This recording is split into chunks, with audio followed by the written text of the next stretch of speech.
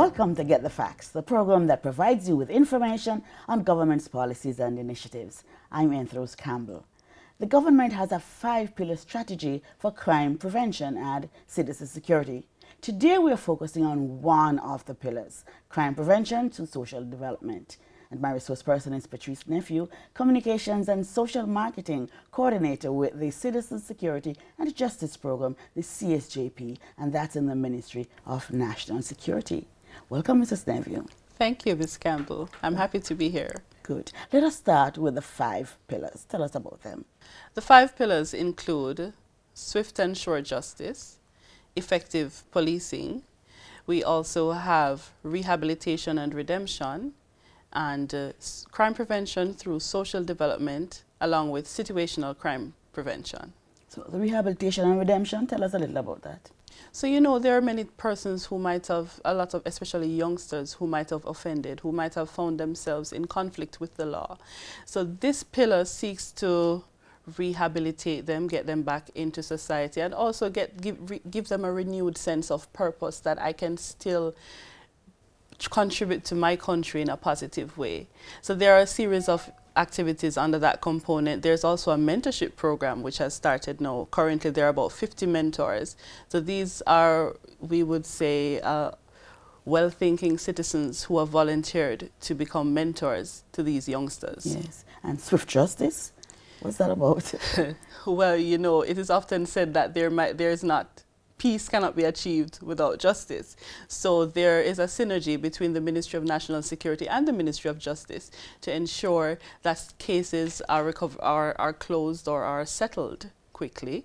You know, there are certain actions that are put in place to enable that. And also under the Citizen Security and Justice Program, there's a community justice services component where matters of legal aid, mediation, restorative justice are accessible to persons in vulnerable and volatile communities. Right. So today we're focusing on crime prevention through social development. Tell us about that. Yes. So you know that throughout the years, the policy directive of the Ministry of National Security have seen that policing is it is a very good way, but not the only way of dealing with the situation of crime and violence. So there are certain actions that help to create a safer society using a social development approach. What do we mean? So there's like the Citizen Security and Justice Program, which is in 50 communities across 8 parishes island-wide. There's a host of services that are offered under the CSJP. There's also the Goals for Peace initiative, which is a football program which deals with life skills. So what they do, we target at-risk youth. We take them through a football competition, but it's not just the average football competition. They also go through a series of life skills where they learn more about themselves and how they can contribute to society. Also, there is the school intervention called I Am Purpose. Currently, there are schools in Clarendon and St. James that are targeted under this initiative. So this initiative is under the CSJP? It is under the ministry, under the banner of the Ministry of National Security. Yes. There are some of the initiatives that include the CSJP working along with the wider ministry directive. There are some that is the ministry through the crime prevention unit that the ministry champions. How do you decide the communities that you will set up these programs? You know, there are certain indicators that let you know which communities are in more dire need of certain services. Obviously, you would look at how volatile and vulnerable the community is, or we might say if these communities are hotspots. We also look at certain other vulnerabilities, the youth population, what is happening with the youngsters. Is it that you're finding a high incidences of youngsters being incarcerated or getting in conflict with the law for one reason or the other? Also, there might be a lack of certain social services. Maybe the services are there, but the take-up of the services is low within the communities. So that would be an indicator that a special intervention is needed within these communities. Yeah. What are some of these social services, and what have you found why persons are not taking up these services? Well, it's a combination of factors why persons are not taking up these services, but some things that we might even take for granted, like parenting, A lot of the cases that have come forward to the ministry, a lot of persons who have been in conflict with the law, it has been seen that these persons don't have a strong family structure, or it could be that a lot of persons who are now labeled as criminals were actually abused when they were younger. So they've now become products of their earlier years, the unfortunate earlier years. So they're like parenting initiatives. Also, there's some of the services that, for example, the CSJP offers. We have a case management approach. So when a youngster comes in and says that they need to get a job, because obviously we know lack of limited economic prospects, maybe persons might have dropped out of high school. These are some factors that would heighten someone's vulnerability. So there are services that are offered to these youngsters, but you have a conversation with them before they go through a risk assessment and a screening process. You see where they are mentally, where they are socially, psychologically. We also flag them for substance abuse issues. So we have a partnership with the National Council on Drug Abuse to take persons through substance abuse treatment, because many persons cannot take up or qualify for jobs if there are actually substances within their bodies. You know, their ability to function is also distorted. So the root causes of crime and violence are looked at, and that's what gives credence to the social development strategy, because you look at what the real issues are and then you treat these issues. And you're suggesting that some of the real issues are lack of parenting. Yes. And there might be inadequate or ineffective parenting, coercive parenting, because there are lots of studies now that show that the parenting method, the coercing, you know, that using abusive language or physical abuse. So how do you design the program? What makes up the programs that you have, for example, for parents? Well, for parents, we have, so within the CSJP 50 targeted communities, we have worked with the guidance counselors in some of the schools to identify some of the parents where their children might be showing certain behavioral issues. And it's not an indictment on the parents, because many times it's a lack of knowledge. So you might not know what the effective parenting methods are, because maybe you did not experience those parenting methods by your parents. So it's not to say that they are bad parents, so we never use that term. We just know that there are some practices that are ineffective if you want to have a properly nurtured child growing into a fully functional adult. Now, there's also, so what we had done, we had identified, these parents were identified, yes.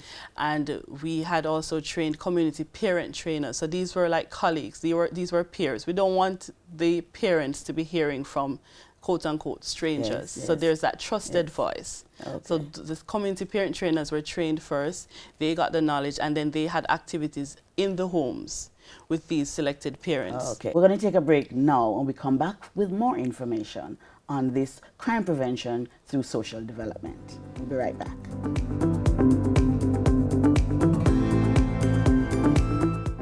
What is the National Identification System? The new National ID will for the first time give Jamaicans one ID that is trusted and verifiable. This means easier access to government services like PATH and NIS. It will be easier to do business with the government and the private sector. Eventually, there'll be no need to walk with more than one ID. Support the new National ID. Get the facts at nidsfacts.com or on Facebook, Twitter, and Instagram at nidsfacts.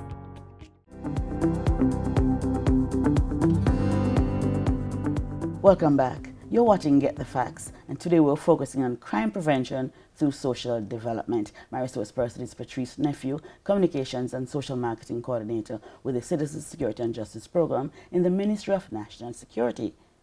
Okay, so tell us about some of the other initiatives that you're using to prevent crime. So there's also the Violence Interruption Program, which is implemented by the Peace Management Initiative.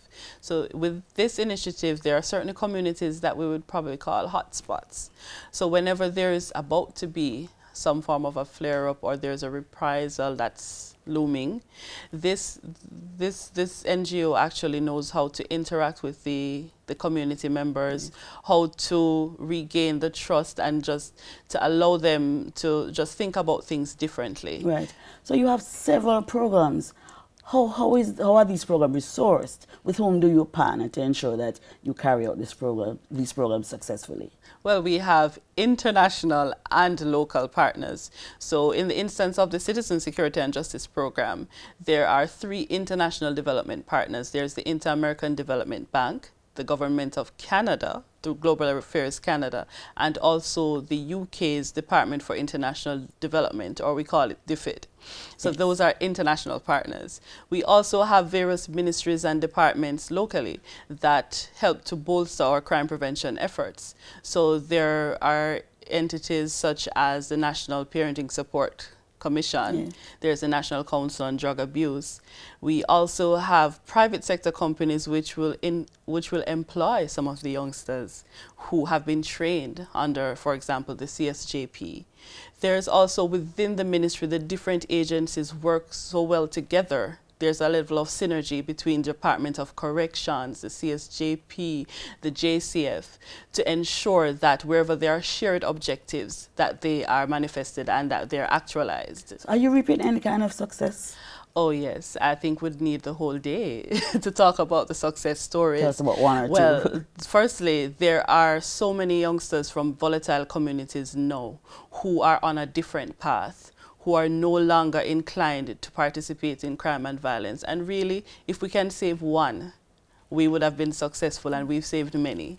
Now, we also have, for example, the Citizen Security and Justice Program, since its existence, has over 30,000 youngsters who have benefited from labor market attachment programs. We had identified that lack of economic prospects, yes, or limited economic prospects was a major factor contributing to crime and violence. And the Citizen Security and Justice Program has been able to place youngsters within the work world or prepare them for the work world, which is major. We have also in terms of the parenting initiative, thousands of parents who have either directly or indirectly benefited from the parenting initiative, from workshops, from just little talks, for our different interactions having to do with parenting. Yes. There's also the 7 schools that are currently part of the I Am Purpose school tour, the I Am Purpose program. 7 schools? 7 schools that are between Clarendon and St. James. Now, if you think about the average population of a school, and if you think that you are, when you're flooding these schools with positive messages, starting to look at the positive mindsets of these youngsters, this within itself we count as a major achievement. We're looking also at the... So how does that work? Do you go into, tell me about that program? Yes, so the I Am Purpose, yes, school initiative. So the ministry goes into these schools. We have personal development talks with these youngsters. That's the Ministry of National Security. National Security, right. There are even positive artists, performing artists, who will come to this school. So they're iconic figures, youngsters will warm to them a little bit more because, they're young, so we have to speak their language, right? Yes, yes. However, the message is clear though, even though we look at it from a lighter side, but we really want these youngsters to feel as if, as the name suggests, I am purpose. I have a purpose within society. I can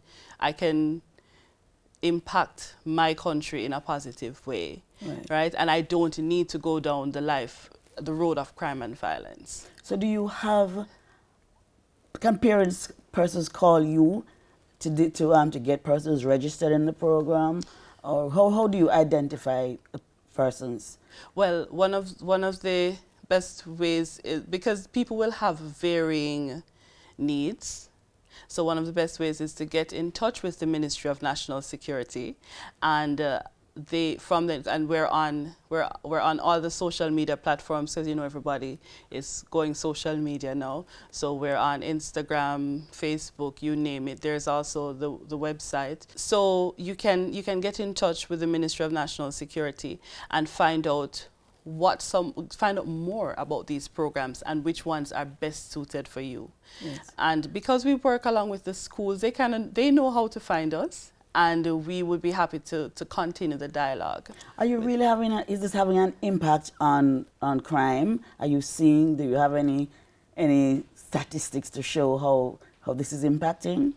Well, there are statistics that are available. I would not be able to quote them right now. However, what we do know is, for example, for the Citizen Security and Justice Program, there are many times when compared to the national statistics on crime and violence, we are seeing, even if there's a rise elsewhere, there's a decrease within these communities. Okay. Because the importance is consistency, the importance is just doing what you're doing from the heart, being purposeful about what you're doing, and we actually do reap the results. But you don't have programs in all the parishes. Why not? Naturally, we have to go to where the need exists most. And obviously with limited resources, you have to go straight to the target. However, there might be some communities or some areas or some individuals who do not need the full gamut of services. However, as I said, we can have a dialogue. You can have a dialogue to see what best suits you. Can you tell us some more about the kind of impact that your programs are having? Well, Ms. Campbell, let's put it this way. We have real cases of persons who were on the wrong side of the law, who have offended, who are now motivational speakers, who actually go into schools and tell youngsters why not to get involved in crime and violence. This is the group that I speak of, is CSJP's Men with a Message. Yes. And this group has gone to hundreds of schools island-wide since 2010. And over 40,000 youngsters have heard the message.